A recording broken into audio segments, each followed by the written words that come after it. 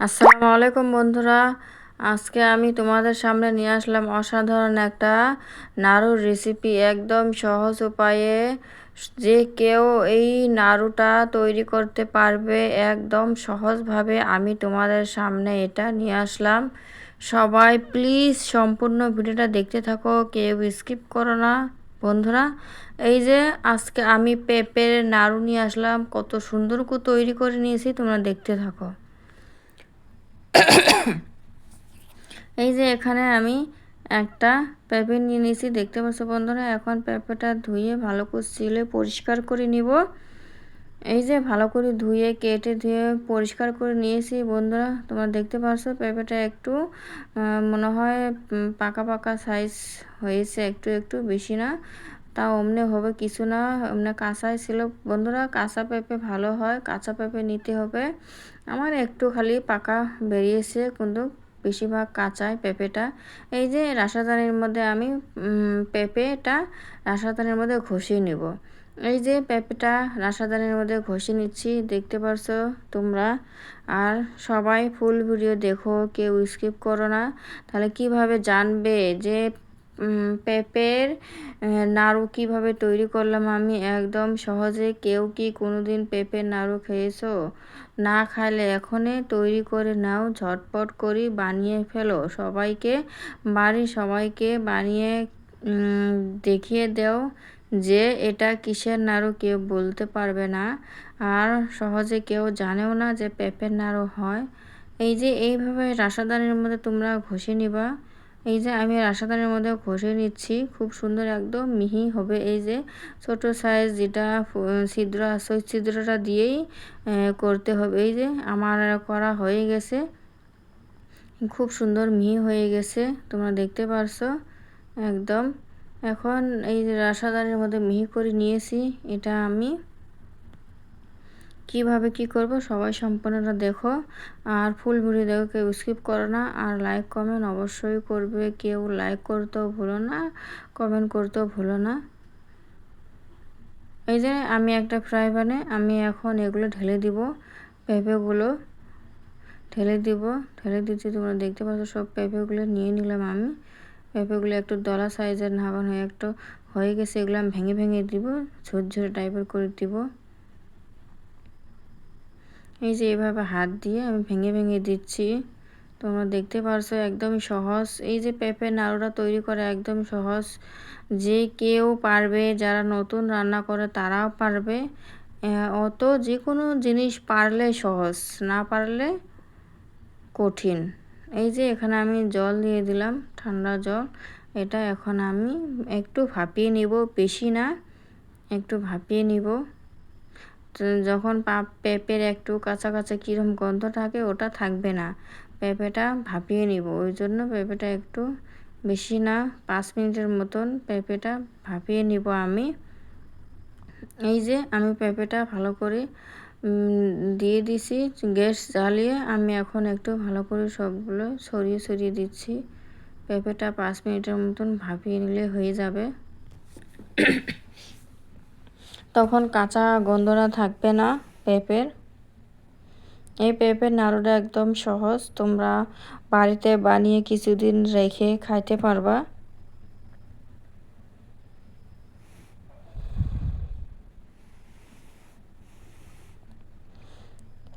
এই যে আমার এখন সিদ্ধ হয়ে গেছে প্রায়, আমি কিন্তু নামিয়ে নিব পেঁপের নাড়ুটা।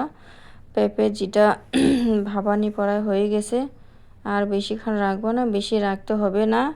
এখন আমি পেঁপেটা নামিয়ে নিব, নামিয়ে জলটা সেঁকে নিব যেন জল না থাকে। এই যে একটা ছিদ্র সাইজের আমি ছোট সাইজের বল নিয়েছি প্লাস্টিকের, ওটার মধ্যে আমি সেঁকে নিব। তখন জল একটাও থাকবে না। পারলে সবাই ভিডিওটা ফুল ওয়াচ করো, কেউ স্কিপ করো না, তাহলে কিভাবে জানবে যে পেঁপের নাড়ুটা কত সহজেই তৈরি করা যায়। একদম সহজ, একদম ইজি, কম সময়ের মধ্যেই এই পেঁপের নাড়ু তৈরি করা যায়। যে কোনো খাবার সব ধরনের করেই খাওয়া যায়, কোনো জানতে পারলে হলো যে কী ধরনের করে কখন কোনটা কাজে লাগাতে হয়। এই যে এখানে আমি ফ্রাই প্যানে আমি চিনি দিয়ে দিচ্ছি। এখন কিন্তু আমার গ্যাসটা অফ আছে, আমি চিনি দিয়ে দিচ্ছি, দেখতে পারছো চিনিটা ছড়িয়ে দিচ্ছি। তোমরা ওইভাবে দিয়ে দিবে, চিনিটা ছড়িয়ে দিবা। এখন গ্যাসটা জ্বালিয়ে দিছি।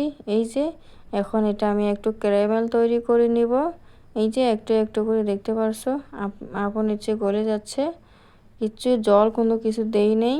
এটা ক্যারামেল তৈরি করে নিব আমি, সবগুলোই চিনিটা গলে পানি হয়ে যাবে।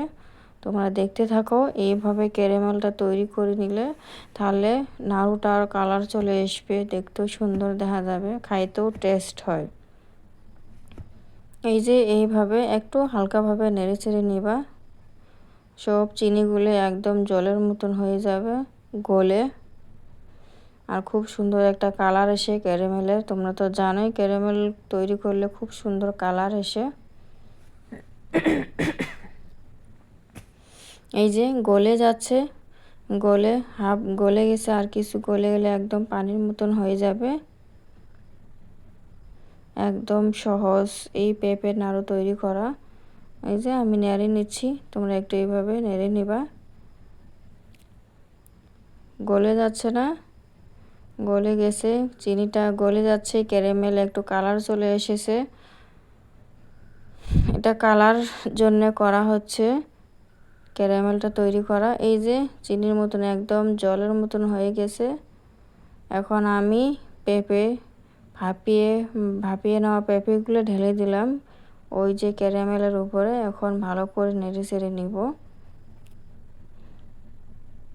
এখন এটা তোমরা হাই দিয়ে নেড়ে চেড়ে নিবা, একদম যেন নেড়ে চেড়া বাদ দিলে তলায় লাগলে তো ভালো লাগবে না। এই যে 3টা ছোট এলাচ দিয়ে দিলাম, চাইলে একটু থেতো করে দিতে পারো। আমি কোনোরকম ছোট এলাচগুলো একটু মুখটা পাল্টিয়ে দিয়েছি। এই যে ভালো করে নেড়ে চেড়ে নিতে হবে, সব পেঁপের গায়ে যেন ক্যারামেল যেন একসঙ্গে ভালো করে মিক্স খায়। তোমরা নেড়ে চেড়ে নিবে, নাহলে তলায় লেগে যাবে, তার জন্য নাড়তে থাকতে হবে। এই যে দেখতে পারছো আমার তৈরি করা হয়ে গেছে, কত সহজে আমি তৈরি করে নিয়ে নিলাম, খুব সুন্দর, একটু জল নাই। আর এই যে হাত দিয়ে একটু দেখবা যেন হয় নাকি নাড়ু টাইপের। এই যে আমি হাত দিয়ে দেখিয়ে দিলাম যে নাড়ু টাইপের হয়ে গেছে। এখন আমি এটা নামিয়ে নিব। এই যে এইভাবে দেখবা, দেখানোর পরে নামিয়ে নেবা। এই যে ঠান্ডা হয়ে গেছে, একটু কুসুম কুসুম ঠান্ডা হয়ে গেছে, আমি হাতের মধ্যে একটু তেল লাগিয়ে নিয়েছি। এখন আমি এই যে এমন করে নাড়ু তৈরি করে নেব। এই যে কতটা সহজ পেঁপের নাড়ু তৈরি করা, দেখতে তো অসাধারণ, খুব টেস্টিও হয়েছে। দেখেই বোঝা যাচ্ছে যে কতটা টেস্টিও কতটা লাভনীয়, মনে অমনে খেয়ে নেই।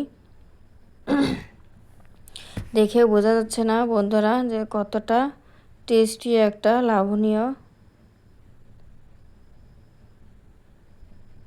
সবাই বাড়িতে একবার হলো তৈরি করে দেখো, সবাই বাড়িতে একবার হলো তৈরি করে তোমরা দেখতে পারো যে কতটা টেস্টি হয়। এই পেঁপের নাড়ুটা দেখে বোঝা যায় না কতটা সুন্দর দেখা যায়, এটা অসাধারণ। এই যে সবগুলো তৈরি করা হয়ে গেছে, একটা পেঁপে দিয়ে আমি কতগুলো নাড়ু তৈরি করে নিয়েছি, একদম মুখে দিলে তো মিলিয়ে যায়।